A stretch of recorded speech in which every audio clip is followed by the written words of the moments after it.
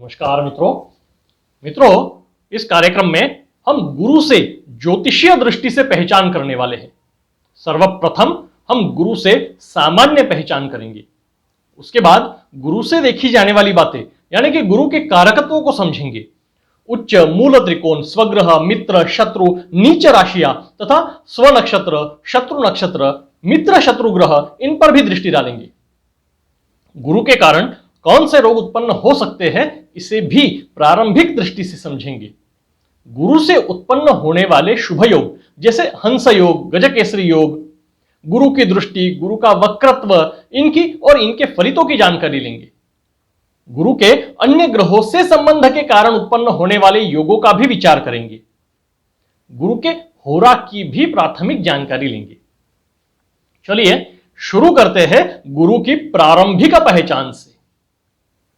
सूर्य से गुरु 5वां ग्रह है। गुरु ग्रह में लगभग 1281 पृथ्वियां समा सकती है, इतना उनका आकार बड़ा है। शायद इसी कारण हमारे पूर्वाचार्यों ने इन्हें बृहदतनु नाम से संबोधित किया है। गुरु का मध्यम व्यास 86,000 मील है। सूर्य को 1 घंटे में 30,000 मील, इतनी गति से गुरु 12 साल में एक प्रदक्षिणा पूर्ण करते हैं तथा अपने अक्ष की प्रदक्षिणा गुरु 9 घंटे 55 मिनट और 20 सेकंड में पूरी करते हैं। गुरु की अधिकतम गति 12 से 13 कला, मध्यम गति 5 कला होती है। एक महीने में गुरु लगभग 2.5 अंश चलते हैं। लगभग 12 साल में राशि चक्र की सभी राशियों की परिक्रमा ये पूर्ण करते हैं। सूर्य से 150 अंशों से 200 अंश तक गुरु वक्री अवस्था में होते हैं, यानी कुंडली में औसतन सूर्य से 6, 7वें और 8वें भाव में गुरु वक्री होते हैं। ऐसी स्थिति में पृथ्वी से आकाश में इनको देखे तो ये सामान्य से ज्यादा तेजस्वी दिखते हैं। मार्गी से वक्री या वक्रत्व छोड़कर पुनः मार्गी होने से पहले कुछ काल के लिए ग्रह स्तंभी होते हैं और इस स्थिति के फलित दीर्घ काल तक तथा तीव्रता से मिलते हैं। वक्री शुभ ग्रहों के शुभ फलित अधिकता से और दीर्घ काल तक मिलते हैं। पाश्चात्य ज्योतिष संशोधकों ने इसे डिस्टेंस थ्योरी नाम से संबोधित किया है। इसी कार्यक्रम में आगे हम उस थ्योरी की भी अधिक जानकारी लेंगे। इसी प्रकार सूर्य के नजदीक 11 अंशों तक गुरु को अस्तंगत्व दोष आता है। सूर्य से पृथ्वी की कक्षा के बाहर के यानी बहिर्वर्ती ग्रह अगर अस्तंगत हो तो अतिचार गति में आ जाते हैं और ऐसी अवस्था में फल देने में असमर्थ हो जाते हैं। ज्योतिष में गुरु को पुरुष ग्रह, सत्वगुणी और ब्राह्मण कहा गया है। गुरु की स्वराशि मीन और धनु है। मूल त्रिकोण राशि धनु है। धनु राशि के 20 अंशों तक गुरु की मूल त्रिकोण राशि और उसके बाद राशि अंत तक इन्हें सिर्फ स्वगृही माना है। गुरु की उच्च राशि कर्क और इस राशि के 5वें अंश पर गुरु परमोच्च स्थिति में होते हैं। नीच राशि मकर और इस राशि के 5वें अंश पर गुरु परम नीच स्थिति में माने जाते हैं। गुरु के मित्र ग्रह सूर्य, चंद्र और मंगल है। शत्रु ग्रह शुक्र और बुध है तथा समग्रह शनि और राहु है। शुभ ग्रहों में गुरु सबसे शुभ ग्रह है। केंद्र कोण में शुभ स्थित बलवान गुरु कुंडली के लाखों दोष नष्ट करते हैं। ऐसा कहे तो अतिशयोक्ति हो सकती है, लेकिन इस स्थिति में गुरु कुंडली का संतुलन बनाए रखेंगे, इस बात को नकारा नहीं जा सकता। पुनर्वसु, विशाखा और पूर्वा भाद्रपदा इन नक्षत्रों के गुरु स्वामी हैं।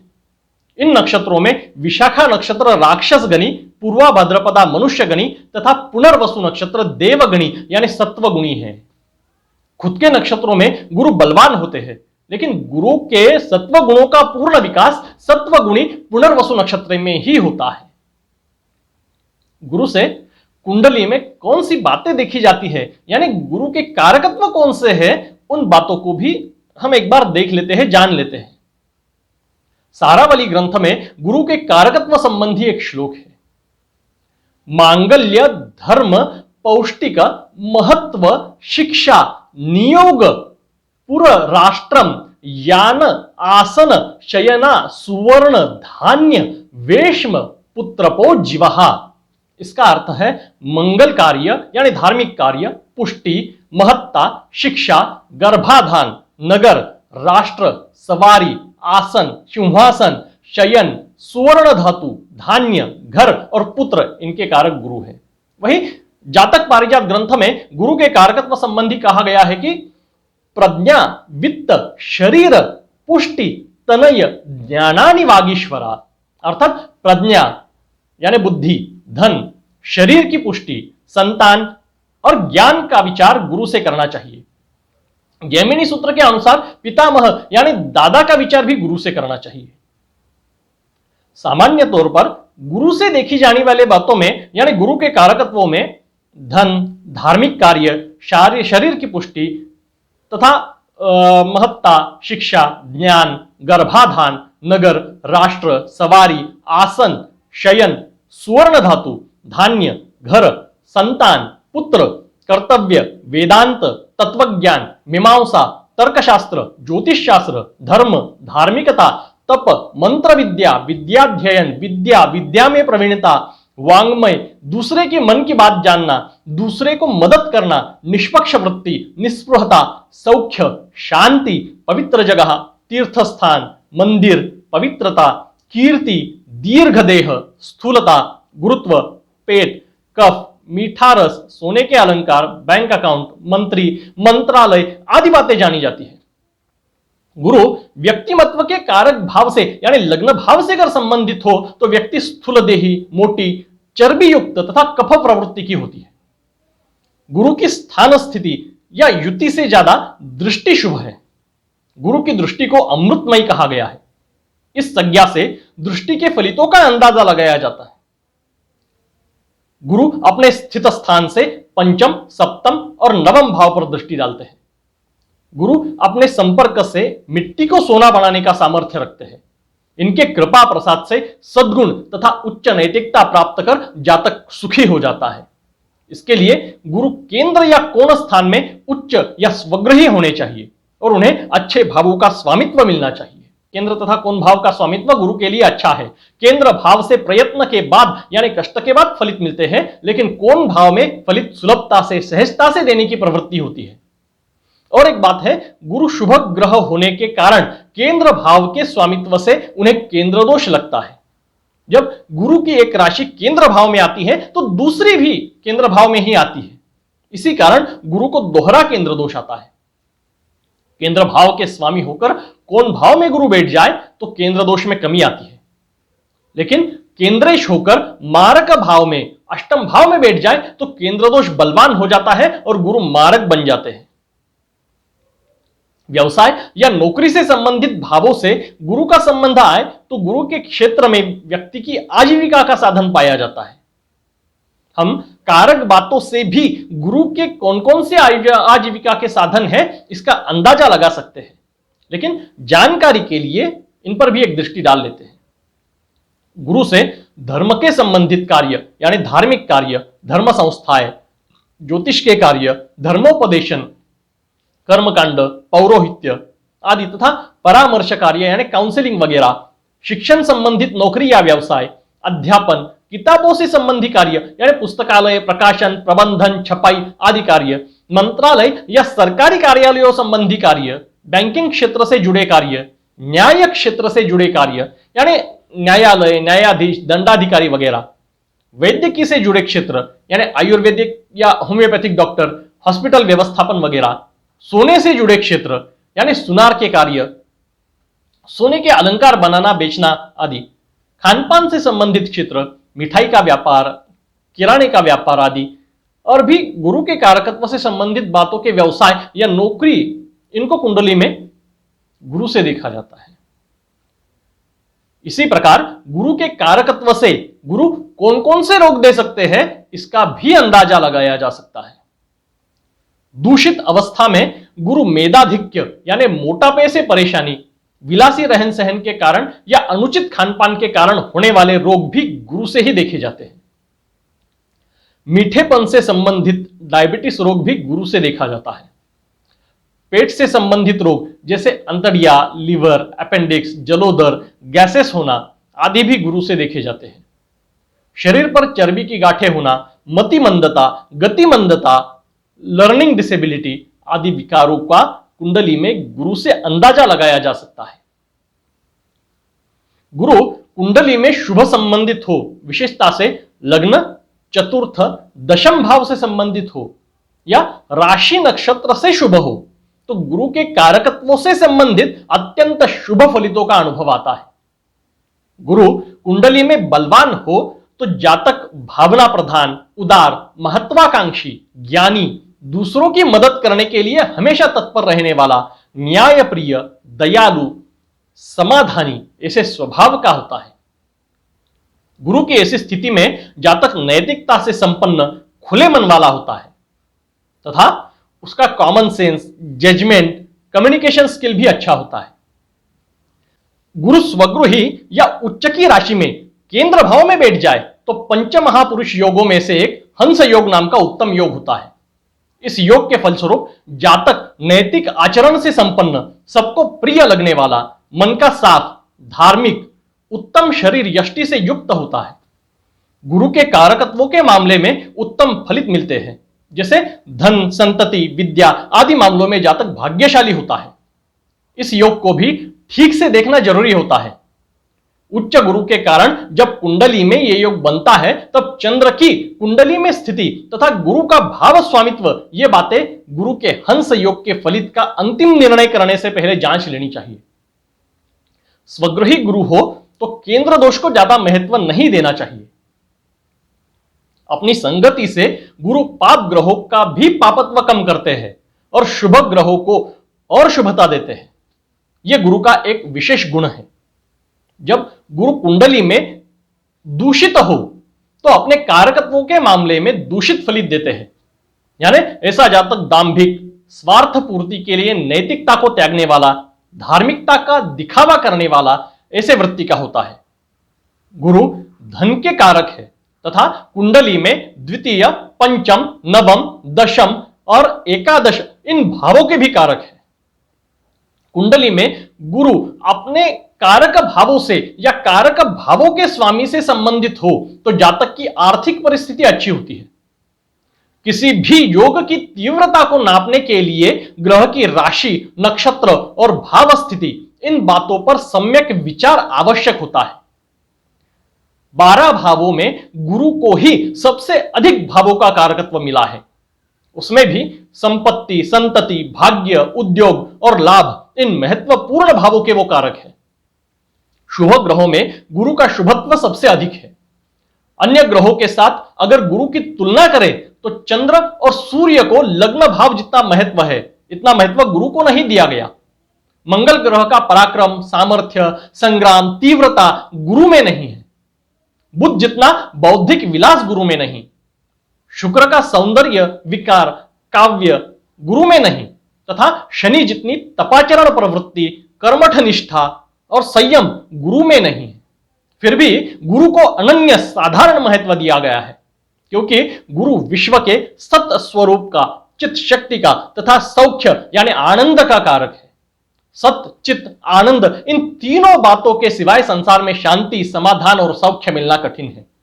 इसी कारण हर कार्य के लिए गुरु का अधिष्ठान देखा जाता है। उपनयन, विवाह ऐसे शुभ कार्यों के लिए गुरु का महत्व अनन्य साधारण है। गुरु अस्तंगत हो तो इन बातों को करना निषिद्ध बताया गया है। गुरु उष्ण प्रकृति के आर्द्र ग्रह है। इनकी उष्णता सूर्य जितनी प्रखर या मंगल जितनी पीड़ाकारक नहीं है, लेकिन जीवन के लिए पोषक है। इसी कारण गुरु को जीव ऐसा कहा गया है। ग्रहों में शत्रुत्व, मित्रत्व या समत्व, ये जो संज्ञाएं हैं, ये सिर्फ उनके गुणों में संघर्ष, अनुकूलता या तटस्थता, इनके आधार पर दी गई है। मित्र ग्रहों से संबंध फलितों में सहजता ला देते हैं तथा शत्रु ग्रह से संबंध फलित में कमी या बलाबल के आधार पर फलित को बिगाड़ भी सकते हैं। अन्य ग्रहों के संबंध में गुरु के फलितों का विचार करें तो शुभ ग्रहों के साथ गुरु के शुभ फलितों में वृद्धि होती है और पाप ग्रहों के संबंध में गुरु के शुभ फलितों में कमी आ जाती है। गुरु चंद्र केंद्र योग से गजकेसरी नाम का योग बनता है। यह राजयोग है। गुरु चंद्र के युति से ज्यादा अगर गुरु चंद्र से चतुर्थ, सप्तम या दशम भाव में हो तो और भी ज्यादा शुभ फलित मिलते हैं। कुंडली में धन स्थान, लाभ स्थान, भाग्य स्थान या विवाह स्थान, इनसे होने वाले इस योग को उत्कृष्ट माना गया है। गजकेसरी योग की अधिक जानकारी के लिए आप इस विषय पर हमारे एक अन्य वीडियो को देख सकते हो, लिंक वीडियो के डिस्क्रिप्शन में दी है। चंद्र गुरु का त्रिकोण योग भी शुभ योगों में से ही है, इसे आप भाग्य योग भी कह सकते हैं। गुरु शुक्र संबंध में शुक्र जैसे विकारी ग्रह के कारण गुरु के गुणों का संकोच होता है, लेकिन गुरु की संगति या प्रभाव के कारण शुक्र में नैतिकता आ जाती है। ऐसा जातक नैतिकता पूर्ण समाज के बांधे नियमों में रहकर विषयों का भोग करता है। गुरु शनि सहजता से जीवन जीने की प्रेरणा देते हैं। यह योग अगर दूषित हो तो संतति संबंधी चिंता हो सकती है। गुरु मंगल युति में दोनों अग्नि तत्व के तथा मित्र ग्रह है। इस युति में जातक क्रोधी, धनवान, भाषण करने में निपुण, धार्मिक होता है। गुरु राहु युति चांडाल योग से जानी जाती है। इस युति के कारण गुरु के कारकत्वों के मामले में बुरे फलित मिल सकते हैं, जैसे संततिहीनता या संतति संबंधी चिंता, विद्यार्जन में बाधा, धन प्राप्ति में बाधा आदि। यह युति पितृशाप को दर्शाती है। इसकी शांति के लिए नारायण नागबली की पूजा का विधान है। गुरु केतु युति धार्मिकता के लिए अच्छी है, लेकिन पंचम भाव से संबंधित इस युति के कारण गर्भपात जैसी समस्याएं हो सकती है। किसी भी ग्रह से कौन भाव में गुरु उस ग्रह के कारकत्वों से जानी जाने वाली बातों के मामले में शुभ फलित देते हैं। इसके विपरीत किसी भी ग्रह से षडाष्टक योग में सौख्य के कारक गुरु के होने से उस ग्रह की कारक बातों की सौख्य में कमी आ जाती है। जैसे वैवाहिक सौख्य के कारक शुक्र और गुरु में षडाष्टक योग हो तो वैवाहिक सौख्य में बाधा समझनी चाहिए। और एक उदाहरण को ऐसे भी समझ सकते हैं, जैसे स्थैर्य कारक शनि से गुरु का षडाष्टक योग गुरु के कारकत्वों के मामले में जीवन में स्थैर्य नहीं मिलने देता। गुरु बुध षडाष्टक योग में वैचारिक भ्रम उत्पन्न होने के कारण जातक कोई भी निर्णय लेने में खुद को अक्षम पाता है। कारकत्व से फलित जानने के लिए कारक ग्रह को प्रथम मानकर कुंडली देखें। यानी यहां पर गुरु धन के कारक ग्रह है। गुरु से द्वितीय भाव में पाप ग्रह धन प्राप्ति में कमी या बाधा को दर्शाते हैं, और गुरु से व्यय भाव में पाप ग्रह धन के व्यर्थ नाश को, नुकसान को दर्शाते हैं। गुरु सौख्य के भी कारक है, तो गुरु से चतुर्थ यानी सौख्य भाव में पाप ग्रह सुख का अभाव दर्शाते हैं। गुरु संतति के भी कारक है। गुरु से पंचम भाव में पाप ग्रह संतति संबंधी चिंता को दर्शाते हैं। कभी भी गुरु के नैसर्गिक गुणों को ध्यान में लेना चाहिए। अगर गुरु किसी लग्न के लिए अशुभ हो तो अशुभ भावों के स्वामित्व के कारण उनके बुरे फलित मिल सकते हैं, लेकिन कुंडली में वो एक संतुलन बनाए रखेंगे। शुभ ग्रह और पाप ग्रह के फल, इनके फलित देने की जो प्रवृत्ति है, इसमें यह एक बेसिक फर्क है। जर्मन ज्योतिष संशोधकों ने डिस्टेंस थ्योरी नाम से एक प्रबंध प्रकाशित किया था, जिसमें अस्तंगत्व और वक्रत्व इन तत्वों का आधार लिया था। पाराशरी में इस संबंध में एक श्लोक है, खेटाः पूर्ण फलम ददंति सूर्यात् सप्तमके स्थितौ फलाभवम विजानीयात् समे सूर्य नभेश्वरे। अर्थात बहिर्वर्ती ग्रह सूर्य के सप्तम भाव में पूर्ण फलित देते हैं, तथा जब वो सूर्य के सानिध्य में आते हैं तो उनकी फल देने की प्रवृत्ति कमजोर हो जाती है। इस सूत्र के अनुसार सूर्य से नजदीक यानी अस्तंगत गुरु फल देने में असमर्थ होंगे, तथा सूर्य से दूर वक्री गुरु फल प्रबलता से देंगे। वक्रत्व एक चेष्टा बल है। कुंडली में गुरु की परिस्थिति को एक विशेष महत्व दिया गया है। उससे कुंडली की गुणवत्ता बढ़ भी सकती है या कम भी हो सकती है। सफल राजकारणी, दार्शनिक, इनके कुंडली में गुरु को वक्रबल 70 से 80% से ज्यादा देखने को मिलता है। जब कुंडली में गुरु को 50% से अधिक वक्रबल हो, तब जातक को सहजता से यश प्राप्ति होती है। जीवन में संघर्ष की मात्रा सहजता अधिक होती है। कुंडली देखते वक्त इन बातों को ध्यान में ले तो बहुत सारी कठिन बातों का अर्थ लगाना सहज हो जाता है। शुभ ग्रहों के वक्रत्व के मामले में और एक श्लोक है, वक्रस्तु महावीर्या शुभ ग्रह भाग्यप्रदः, यानी शुभ ग्रह वक्री होने से भाग्यप्रद फल देते हैं। गुरु के मामले में गुरु वक्री हो तो बलवान होने के साथ साथ भाग्यप्रद फलित देने वाले होते हैं। गुरु का महत्व केंद्र कोण में ही अधिक है। अपनी पंचम, सप्तम और नवम दृष्टि से वो दृष्टियुक्त भावों के शुभ फलितों में वृद्धि करते हैं तथा पाप फलितों में कमी ला देते हैं। वृषभ और तुला लग्न की कुंडली में अशुभ भावों के स्वामित्व के कारण गुरु के बहुत अच्छे फलित नहीं मिल पाते। ऐसी स्थिति में वो स्वगृही या त्रिक भावों में हो तो अच्छा, लेकिन अशुभ स्वामित्व के कारण गुरु थोड़ा ही सही लेकिन दुख देते जरूर है। मिथुन और कन्या लग्न को गुरु को बाधक दोष, मारक दोष तथा केंद्र दोष आ जाता है। ऐसी स्थिति में वो त्रिक भावों में जाए तो बाधक दोष में कमी आती है, लेकिन गुरु जिन भावों के स्वामी हैं उन भावों संबंधी फलित बिगड़ जाते हैं। इन लग्नों के लिए कौन भाव में गुरु बैठ जाए तो केंद्र दोष में कमी आ जाती है, लेकिन बाधक दोष के कारण उस कौन भाव के फलितों में बाधा आ जाती है। गुरु के बारे में जितना कहे उतना कम ही है। समय के कमी के कारण आगे भी गुरु से संबंधित विविध विषयों पर डिटेल जानकारी सहित वीडियोस बनाएंगे। अभी गुरु के होरा में कौन से कार्य करने शुभ होते हैं उन्हें भी संक्षेप में समझ लेते हैं। गुरु के कारकत्वों संबंधित कार्यों के लिए गुरु का होरा शुभ माना गया है।